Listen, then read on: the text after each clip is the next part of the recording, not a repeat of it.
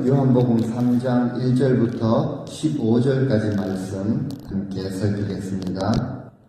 세상 살아가면서 세상의 모든 일을 가만히 보면은 시작하는 그 시점이 있고 또 그 과정이 있습니다. 그리고 그 모든 일에는 그에 따르는 결과가 주어지는 법이죠.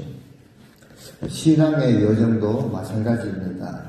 그냥 내가 예수를 믿으니까 그냥 천국에 간다. 이것이 아니라 신앙 그리스도인으로서 모든 그 출발은 거듭남에서 시작을 한다는 사실이죠. 그리고 그 삶의 여정, 과정을 보면은 성숙함을 이루어 간다라는 것입니다. 그리고 그 마지막 믿음의 결국 구원의 완성을 이루는 열매를 맺게 되는 것입니다. 그래서 먼저 말씀을 살피면서 우리에게 던져볼 세 가지 질문이 있죠. 나는 거듭났는가? 두 번째, 신앙의 여정에서 날마다 주님께 가까이 나아가고 성숙함을 이루고 있는가? 그리고 마지막으로 믿음의 결국 영혼의 구원, 이 구원의 완성을 이루기 위해서 하나님 나라의 소망을 그렇게 품고 살아가는가? 이런 것들을 오늘 말씀을 통해서 우리가 확인을 해볼 수 있는 것입니다. 오늘 말씀은 니고데모에 대한 그런 이야기죠. 등장인물도 예수님과 니고데모 두 사람이고 두 사람 사이에서 오간 이야기가 이제 전부입니다. 1절을 보니까 니고데모라는 이 인물이 보통 인물은 아니었던 것 같습니다. 바리새인 중에 한 명이었고 유대 사내들인 공회 회원 중에 한 명, 그러니까 지도자 반열에 있었던 인물입니다. 우리는 너무 많이 바리새인에 대해서 들어왔죠. 그래서 바리새인 그러면 벌써 우리 마음에 부정적인 생각이 떠오릅니다. 외형적인 신앙의 외형만 갖추고 있었던 아주 그런 인물의 대명사가 바리새인이죠. 그렇기 때문에 예수님께 굉장한 책망을 받습니다. 그런데 그들의 시작을 보면은 좋은 의도로 시작을 한 그룹이 바리새인입니다. 먼저 구별된 자들이라는 뜻을 가지고 있죠. 어쨌든 정말 구별된 자로서 자신의 삶을 하나님께 드리기 위해 시작한 그룹이 바리새인입니다. 말씀대로 살려고 자신의 삶을 지키고 일주일에 2번씩 금식을 했죠. 그리고 채소의 11조까지 다 챙겨가지고 하나님께 드렸습니다. 나름대로 거룩하게 살려고 몸부림쳤던 자들이 바리새인이죠. 그래서 유대 사회 안에서도 존경을 받았던 그런 인물이었습니다. 예수님께서 이제 오늘 본문에도 네가 이스라엘의 선생으로서 이런 것들을 알지 못하느냐라고 하시는 것을 볼 때 좀 학문적으로도 그들을 가르칠 만한, 사람들을 가르칠 만한 그런 뛰어난 그런 인물들이었죠. 예수님도 네가 유대인의 선생으로서 그 선생으로 인정하실 정도의 그룹이 바로 바리새인들이었습니다. 이런 니고데모라는 사람이 모두가 잠든 한밤중에 예수님을 조용히 찾아와서 한 가지 질문을 던지죠. 2절에 보니까 랍비여, 우리는 당신이 지금 하나님께로부터 온 선생인 줄을 알고 있습니다. 하나님이 당신과 함께 하지 않는다면 당신이 행하시는 이런 놀라운 이런 표적들은 아무도 할 수 있는 것이 아닙니다. 물로 포도주를 만들고 병자들을 고치고 귀신들을 쫓아내는 이런 일들은 아무나 할 수 있는 것이 아니고 하나님께로부터 오신 선생님이시는 당신만이 할 수 있는 것입니다. 보통 이제 말할 것이 있고 궁금한 것이 있으면 낮에 찾아와야 되는데 밤중에 조용히 찾아오죠. 왜 밤에 찾아왔는가? 여러 가지 우리가 이유를 생각을 해볼 수는 있겠습니다. 니고데모가 이제 예수님을 메시아로 공식적으로 인정하는 것을, 사람들 앞에 인정하는 것을 좀 망설였거나 다른 공회원들 눈치도 봐야 하는, 우리 인생의 특징 아닙니까? 내가 소신을 가지고 믿음을 가지고 뭘 하려고 해도 일단은 다른 사람들 좀 눈치도 봐야 하는, 그래서 아무도 없는, 아무도 보지 않는 그 시간에 예수님을 찾아와서 질문을 던지게 되죠. 지금까지 예수님이 행하신 일에 대해서 들었고 표적을 보았다는 것이죠. 그리고 하나님께로부터 온 분만이 이런 일을 행할 수 있다. 이것을 인정을 합니다. 하나님이 함께 하시지 않는다면 아무도 선생님처럼 이런 일은 행할 수 없는 그런 놀라운 일들이었습니다. 또 2장 우리가 살폈던 앞장의 마지막 부분을 보면은 6월절에 예수님께서 예루살렘에 계실 때 많은 사람들이 그 행하시는 표적을 보고 그의 이름을 믿었다라고 기록을 하고 있지 않습니까?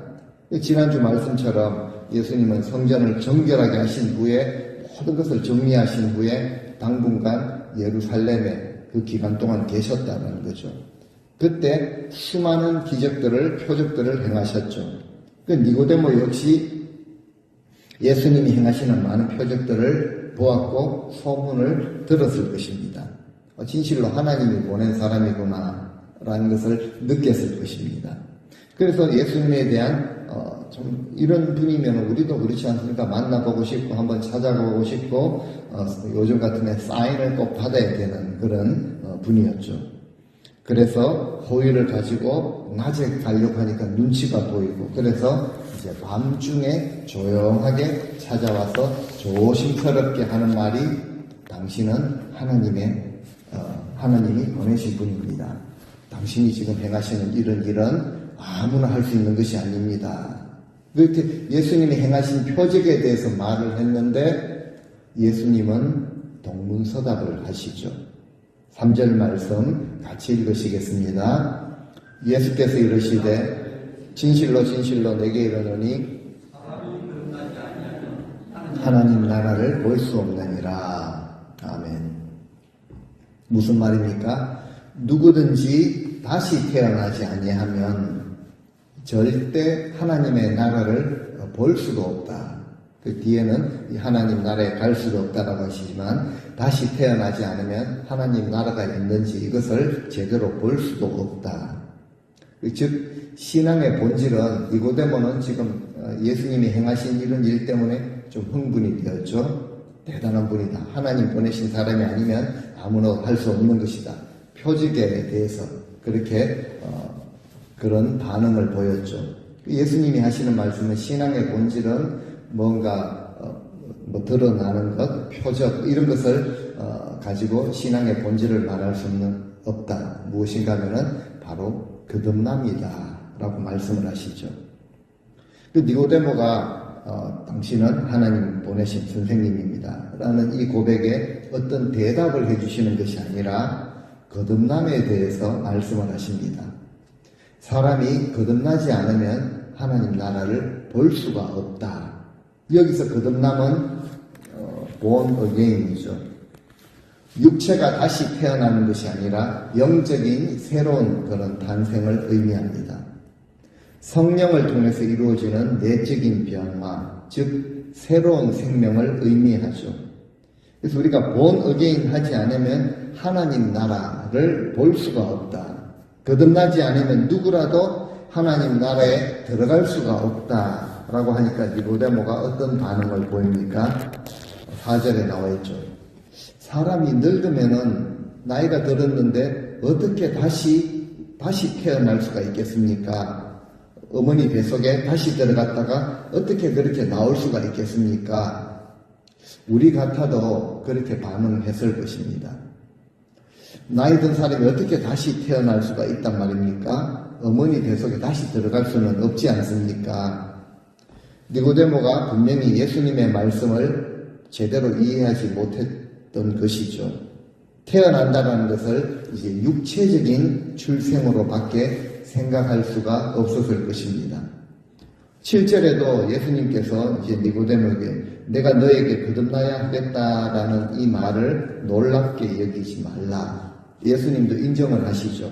이 말을 들을 때 누구라도 좀 이상하게 의문스럽게 좀 놀랄 만한 그리고 충격을 받을 만한 그 사실이다라는 것을 예수님도 인정을 하신 것입니다. 우리는 거듭난 자들이고 계속 들어왔습니다. 말씀을 들어서 그 의미를 알고 있죠. 우리 역시 처음 듣는다면은 성경에 예수님이 행하신 일이나 하시는 말씀을 처음 듣는다면 우리도 다 놀라고 정말 충격을 받을 수밖에 없죠. 니고데모, 유대인의 선생이었지만 이 말씀을 처음 들었을 때 아무리 학문적으로 뛰어나고 지도자 계층에 있었다고 할지라도 상당히 놀랄 만한 말씀인 것은 분명했습니다. 그래서 니고데모가 예수님, 제가 어머니 뱃속에 들어갔다가 다시 나와야 하는 것입니까? 이것이 거듭나는 것입니까? 질문할 수밖에 없었다는 것이죠. 이때 예수님이 뭐라고 말씀하십니까? 진실로 진실로 너에게 말하는데 5절에 그렇게 말하시죠. 사람이 물과 성령으로 나지 아니하면 하나님 나라에 들어갈 수가 없다라고 분명하게 진실을 니고데모에게 말씀을 하시는데 상당히 단호하게 말씀을 하십니다.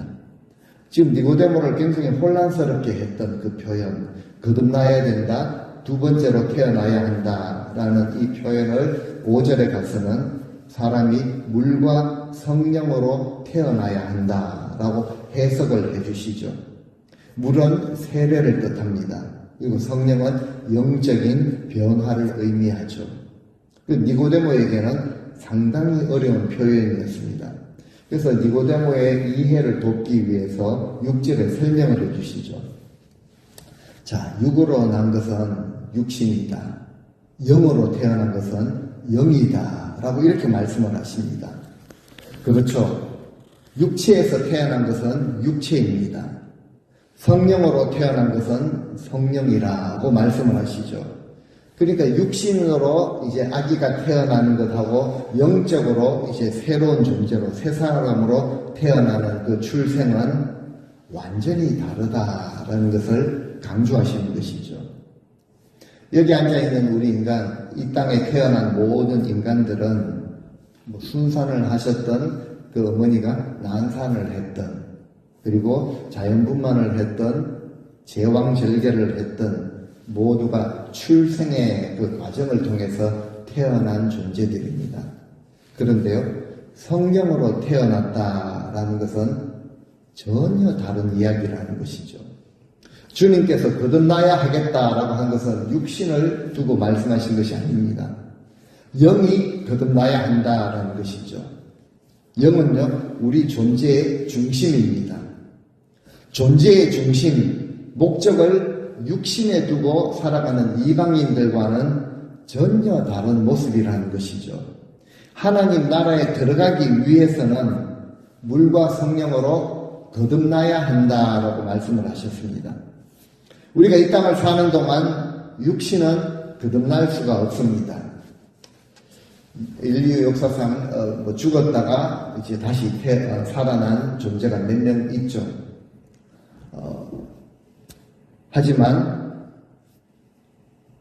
육신은 거듭날 수가 없는 것이죠. 그런데 우리 영혼은요, 반드시 거듭나야지 하나님 나라에 들어갈 수가 있다라고 말씀을 하십니다.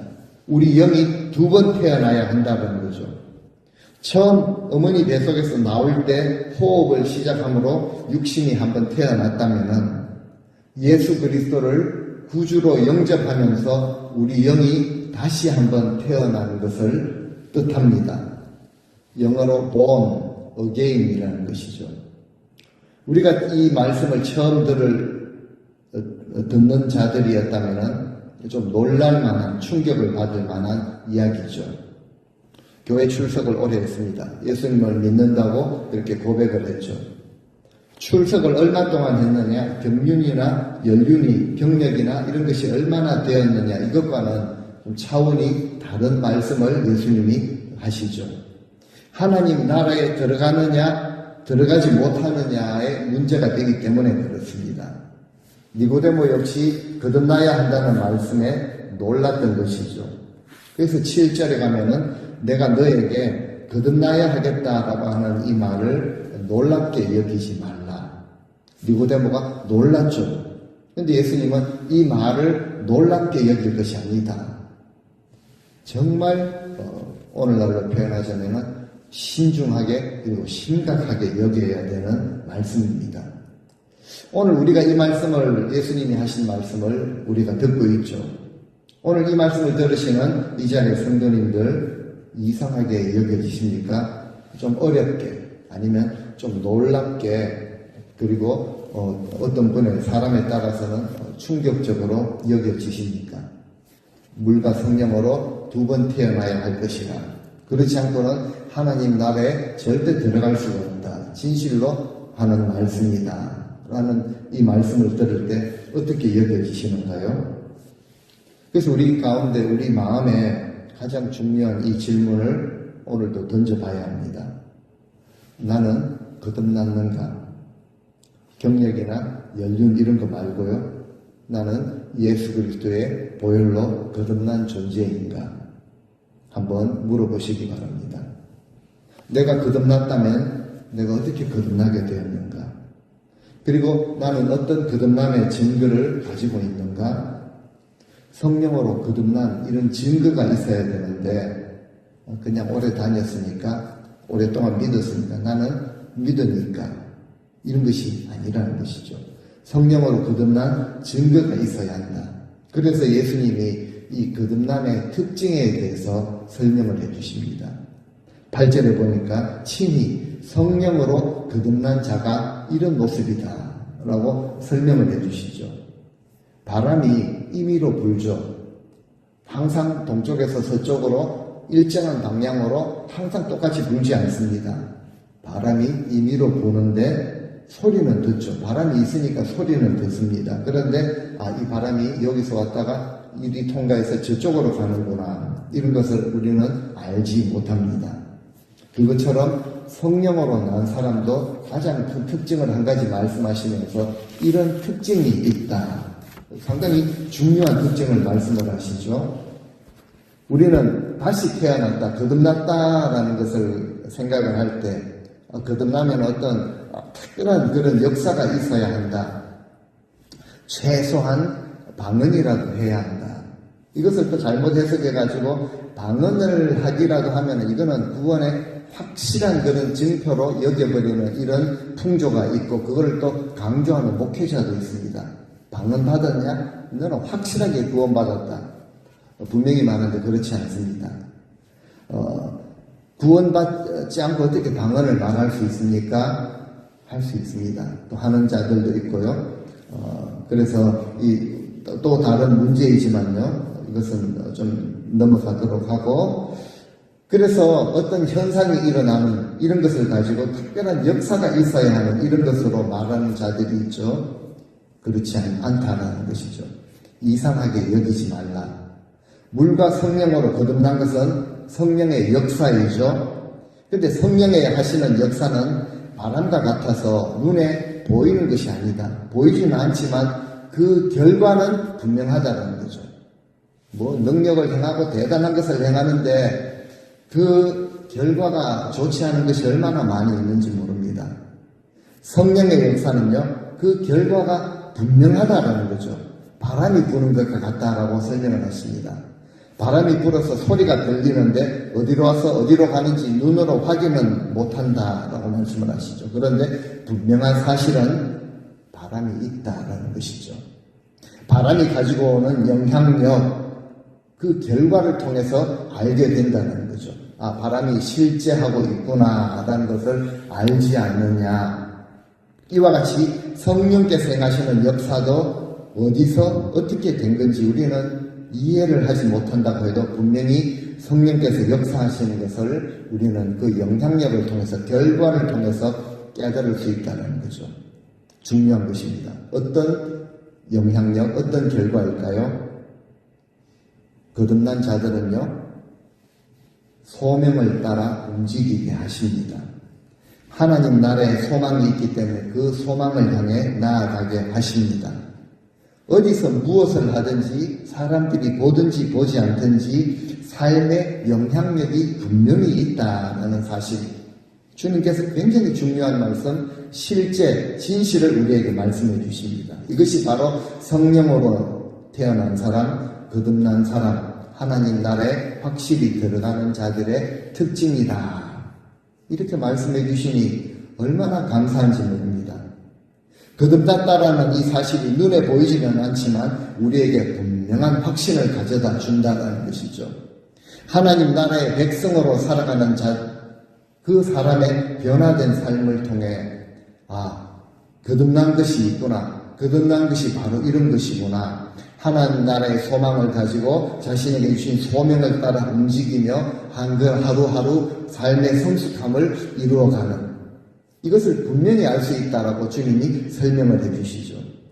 거듭남이라는 것은요, 추상적이거나 내가 예수 믿으니까 거듭난 것 아닙니까? 신앙생활 몇십 년 했으니까 이 당연한 것 아닙니까? 애매한 것이 아니라는 거죠. 실제 하는 것이라고 주님이 설명을 해주십니다. 우리가 하나님으로부터 우리의 영이 다시 태어나지 않으면 하나님 나라를 볼 수도 없는 그런 존재들입니다. 성령을 통해서 이루시는 초자연적인 신비한 역사라는 거죠. 우리의 의지나 내 확신이나 내 주장이나 노력이나 경험, 특별히 내 공로로 되어지는 것이 절대 아니다라는 것을 주님이 말씀하십니다. 오직 성령의 능력으로 거듭나게 되고 그리고 그 삶의 증거가 항상 따라오는 것이다 라고 주님은 그렇게 설명해 주십니다. 이렇게 말씀을 해주셔도 니고데모가 제대로 깨닫지 못했죠. 사내들인 공회원 중에 한 명이었고 이스라엘의 선생으로서 말씀을 사람들에게 가르치면 스스로는 하나님의 말씀을 잘 알고 있다라고 여겼을지 모르지만 이 니고데모 역시 별 수 없었다라는 것을 발견하게 됩니다. 그동안 알고 있었던 그런 성경적인 교리적인 지식, 이것도 이론적으로 추상적으로 알고 있었지 그저 겉모양만 그럴듯해서 백성들로부터 존경도 받았지만 실상을 보니까 그 말씀을 제대로 받아들이지 못하고 삶의 영향력으로 나타내지를 못했던 것이죠. 우리가 주일학교 때부터 불렀던 찬송이 하나 있습니다. 돈으로도 못 가요 하나님 나라, 똑똑해도 못 가요 하나님 나라. 어떻게 갑니까? 거듭나면 가는 나라 하나님 나라, 믿음으로 가는 나라 하나님 나라. 이 찬송 정말 거듭나야 갈 수 있는 나라가 하나님 나라다라는 그 사실을 우리는 저도 어릴 때부터 찬송을 그렇게 부르며 고백을 했던 것이죠. 육신으로 태어난 것은 육신의 열매를 맺는다. 영어 성경에 보니까 flesh gives birth to flesh라고 되어 있습니다. 육신은 또 다른 육신을 낳게 되어 있다는 거죠. 그런데 하나님 나라에 들어가기 위해서는 우리가 물과 성령으로 거듭나야 한다. 그러니까 죄사함 거듭남의 비밀, 세상에 많이 그런 표현이 돌아다녔지 않습니까? 그리고 신천지, 다가올 미래를 준비하라. 정말 중요한 성경의 그런 진리와 표현들을 이란들이 다 장악을 해버렸습니다. 죄사함과 거듭남의 비밀을 우리가 깨닫고 있는가? 깨달아야 한다는 거죠. 거듭남은요, 다른 말로 표현하면 회심이라고 할 수 있습니다. 개종이 아니라는 것이죠. 나는 종교가 기독교입니다. 이것이 아니라는 것입니다. 우리는 회심해야 합니다. 날마다 하나님께로 주님께로 회심이 되어야 하는 것이죠. 그런데 회심이 아니라 개종 정도에 그쳐버린 자들이 있습니다. 정말로 내 인생의 주인을 바꾸고 그 주인, 그 나라의 소망을 두고 그 주님만 섬기는 것이 회심인데 기존의 욕망과 자기 원하는 그런 가치는 그대로 두고 주님 이런 것은 손도 대면 안 되지요. 그 모양만 종교만 바꾸어서는 안 된다는 거죠. 왜요? 거듭나기 위해서 거듭나서 하나님 나라에 들어가기 위해서는 우리의 마음의 중심을 온전히 주님 나라를 향해서 주님을 향해서 회심을 해야 한다는 거죠. 예수님은 개종을 요구하신 적이 없으셨습니다. 항상 마음의 중심을 돌이키라고 회심을 요구하신 것이죠. 정말 우리는 성령으로 거듭나야 합니다. 하나님 나라에 들어갈 수 있기 때문입니다. 거듭난 자들로서 이 땅을 사는 동안 온전히 마음을 주님께로 돌이켜야 합니다. 계속해서 우리는 물과 성령으로 깨끗함을 받아야 하죠. 하나님께서 이미 하늘 보좌로부터 성령을 우리를 위해서 계속 보내어 주십니다. 우리는 이미 거듭난 자들입니다. 우리 매일매일 우리 삶 속에서 정결함과 거룩함과 의로움으로 우리가 옷을 입을 때 날마다 우리는 새로운 피조물로 빚어지죠. 바울이 그렇게 고백하지 않습니까? 보라, 새로운 피조물이다. 보라, 새 것이 되었도다 라고 말하지 않습니까? 주님의 은혜로 우리는 이 땅에 속한, 육신에 속한, 내 정욕에 속한 자가 아니라 성령에 속한 자로 날마다 분명히 그 삶의 영향력, 성령의 열매를 맺으며 하나님 나라의 그 영광을 나타내는 자들로 살아갈 수 있게 되는 것이죠. 니고데모는요, 여전히 이해를 하지 못하고 예수님께 묻습니다. 9절에 보니까, 자, 어떻게 그런 일이 또 있을 수 있습니까? 10절에 대답을 하시죠. 너는 이스라엘의 신성으로서 이러한 것들을 아직도 알지 못하고 있느냐? 아직도 깨닫지 못하고 있느냐? 주님의 안타까워하시는 마음이 배어있죠. 교리는 분명히 꿰고 있고 지식은 많은데 연륜은 있고 사람들로부터 인정은 받고 있지만 소중한 영적 진리를 깨닫지 못하는 것을 주님은 안타까워하시고 그것을 지적해 주십니다. 그것을 책망해 주시죠. 그래서 진실로 진정으로 확실하게 알기를 원하는 마음으로 우리에게 11절에 이렇게 말씀을 하시죠. 같이 한번 읽겠습니다. 진실로 내게 이르노니 우리는 아는 것을 말하고 본 것을 증언하노라. 그러나 너희가 우리의 증언을 받지 아니하는도다. 내가 진정으로 너에게 말한다. 주님 그냥 말씀하셔도 항상 진리인데요. 진실로 너에게 말하는 것이다. 우리가 아는 것, 진리에 대해서 말하고 우리가 본 것에 대해서 증인으로서 그렇게 말을 한다. 하지만 너희는 누굽니까? 그 공회라는 이 종교 집단은 우리의 증언을, 진실한 증언을 받아들이지 않고 있구나. 왜 그럴까요? 정말 생명, 진리에 대해서는 별 관심이 없습니다. 그들의 관심은요, 땅의 일이죠. 사람들에게 잘 보이고 대접을 받고 인정받는 거기에만 관심이 가 있었다는 거죠. 12절에 말씀을 하십니다. 내가 땅의 일, 세상에서 일어나는 일에 대해 말해도 너희가 믿지 않는데 하물며 하늘에서 일어날 그 확실한 일에 대해서 말한다면 너희가 믿을 수 있겠느냐. 주님은요, 그러면서 믿음에 대해서 말씀을 하셔야 하는데 어떤 믿음이겠습니까? 지식적인 그런 교리가 아니라 바로 구원 얻는 믿음에 대해서 이렇게 말씀을 하십니다. 13절에 이 사실을 믿는 믿음이 구원을 얻는 믿음이라 라고 13절에 설명을 하시죠. 하늘에서 내려온 자, 곧 인자. 이것은요, 다니엘이 예언한 그 인자입니다. 그 하나님의, 그 사람의 아들, 그 인자 예수 그리스도 외에는 하늘에 올라간 자가 없느니라. 우리 위해서 이 땅에 오셨고 사람의 몸을 입고 오셨고 우리 위해서 고난을 당하시고 3일 만에 부활하시고 하늘 나라로 다시 올라간 자가 없다. 이것을 믿는 것이 바로 구원 얻는 믿음이라. 구원의 본질에 대해서 설명을 하시면서 한 가지 사건을 우리에게 언급을 하시죠.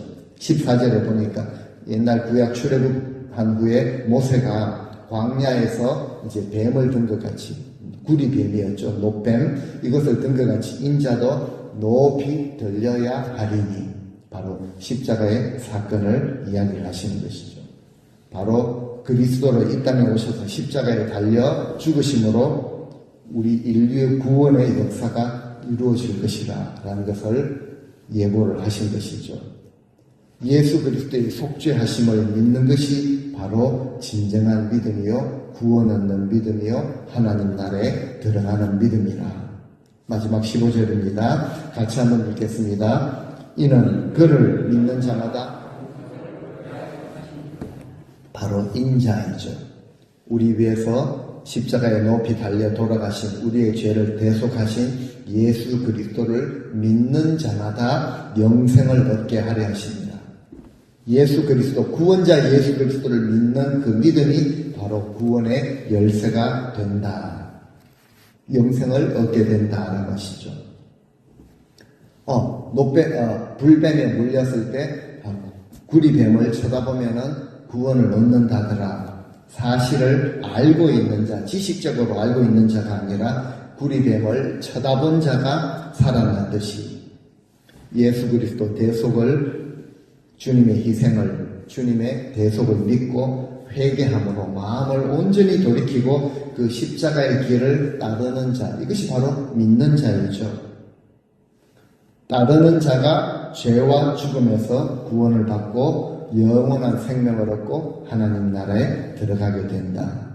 그 가장 중요한 것을 주님이 말씀을 하시는데 바로 인자를 믿는 믿음이었습니다. 회심이었죠. 니고데모는요, 인간적으로 볼 때 부족함이 없었습니다. 모든 것을 다 가지고 있었죠. 근데 니고데모 마음속에는요, 정작 그 스스로는요, 내 삶에서 무언가 갈급함을 느꼈던 것이죠.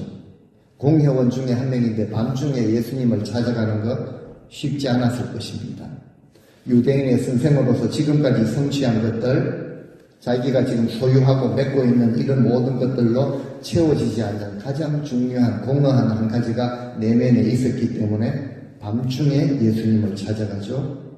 그리고 그런 니고데모에게 주님은 거듭남에 대해서 가장 중요한 것에 대해서 설명을 해주셨습니다. 우리 역시 신앙생활의 경륜이 이제 좀 오래된 그런 자들이 있을 것입니다. 영생을 얻기 위해서 진정으로 거듭난 그런 자들이고 또 거듭나야 하는데 또 거듭나기 위해서 먼저 우리에게는요 갈급함이 있어야 한다는 거죠. 내가 지금 영적으로 어떤 상태에 처해 있고 나에게 내가 필요로 하는 것 말고 나에게 가장 중요한 것이 무엇인가 이것을 깨달으려고 하는 그런 마음이 있어야 한다는 것입니다. 내 삶에서 정말 세상 것으로 채울 수 없는 소중한 가장 중요한 생명과 같은 것이 있다. 이 사실을 우리가 깨닫고 거기에 갈급해하는 마음이 있어야 합니다. 그렇지 않으면 주님이 하신 말씀처럼 늘 이 땅의 것, 이 땅의 그런 목표를 가지고 거기에 매여서 살아갈 수밖에 없죠. 지금까지 혹시 그렇게 살아왔는데 뭔가 아닌 것 같다라는 생각이 들 수도 있을 것입니다. 내 삶에 무언가 채워지지 않는 그런 갈급함이, 그런 허전함이 다른 것으로 채워도 허전함이 느껴질 수가 있다는 거죠. 오랫동안 출석을 했는데 뭔가 만족할 수 없는 부족함이 여겨지는가? 무언가 영원한 것, 진실한 것, 그리고 변하지 않는 것에 대한 갈급함이 내 안에 있는가? 우리는 고백을 그렇게 합니다. 주 예수보다 더 귀한 것은 없네. 라는 이 고백이 정말 진실로 드린 그 고백인가? 정말 주님 예수 그리스도보다 나를 구원하신 주님보다 더 귀한 것은 이 세상에 분명히 없습니다. 지식적으로 입술로 고백 말고 삶으로 그렇게 고백을 할 수 있는가라는 거죠. 정말 나에게 주님의 구원이 정말 필요하다. 나는 구원받은 존재인가 언젠가 죽으면 천국은 가겠죠. 이런 것이 아니라 우리 삶에 매일매일 이루어주시는 정말 주님의 구원이 필요하다라는 그런 생각이 들고 인정이 되어지는가라는 것이죠. 만약에 혹시라도 그렇게 느껴진다면요, 우리는 오늘 우리에게 주시는 이 기회를 놓치면 안 됩니다. 회심하고 예수님께 완전히 돌이킬 수 있는, 거듭날 수 있는 그런 기회이죠. 오늘도 거듭남을 체험할 수 있는 그런 기회입니다. 우리가 갈급함을 느낀다는 것은요, 내 부족함을 드러내는 수치가 아니라 하나님의 은혜입니다. 바울이 그렇게 말했죠. 보라, 지금이 은혜를 받을 만한 때이라 라고 바울이 그렇게 말합니다. 성경에 안타까운 사람들 보면 모두가 다 기회를 놓쳐버린 자들이었죠. 우리는 주님께서 주시는 말씀을 통해 주시는 이 기회를 놓치지 말고 하나님의 은혜에 반응할 수 있어야 합니다. 완전히 우리 마음을 열고 주님께로 회심을 하는, 예수 그리스도를 진정으로 삶의 주인으로 영접하는 이런 기회. 예수님이 종려주일에 예루살렘에 입성하실 때 백성들은요, 나무 가지를 흔들면서, 종려 가지를 흔들면서 호산나, 주의 이름으로 오시는 우리를 구원하소서, 라고 외쳤습니다. 왜 그랬을까요? 대단하신 분이고 능력 있으신 분이고 이런 분이 이제 입성을 하시면 우리 왕이 되셔서 우리를 좀 구원해 주십시오. 우리가 바라는 소원을 좀 이루어 주십시오. 그거 이루어지지 않으니까 여지없이 십자가의 못을 박으라 안 하는 폭도들로 변해버리지 않습니까? 이런 모습 말고 정말 우리 심령이 예수님께로 회심을 하고 우리 영이 거듭나서 정말 우리 삶의 그 복음의 영향력, 주님 나라의 소망을 두고 살아가는 우리 삶의 복음의 영향력이 나타나는 이런 삶을 우리가 갈급해야 한다는 거죠. 니고데모가 그랬던 것처럼 예수님께 먼저 나아가야 합니다. 즉 하나님 주님 주시는 말씀 앞으로 나아가야 한다는 거죠. 그리고 온전히 돌이켜서 주님께 우리의 마음을 드려야 합니다. 그때 구원의 역사가 일어날 것입니다. 죄사함을 받고 온전히 거듭나게 되는 역사가 우리에게 일어나게 될 것입니다. 우리는 그렇게 또 고백을 할 것입니다. 예수를 나의 구주 삼고 성령과 피로 거듭나고 하나님 나라의 소망을 두고 살아가는 우리 삶의 그 영광을 누리며 살아가는 이런 삶이 우리 앞에 주어질 것입니다. 우리 그렇게 살아가실 수 있는 모든 성도님들 다 되시기를 예수 그리스도의 이름으로 간절히 축원드립니다.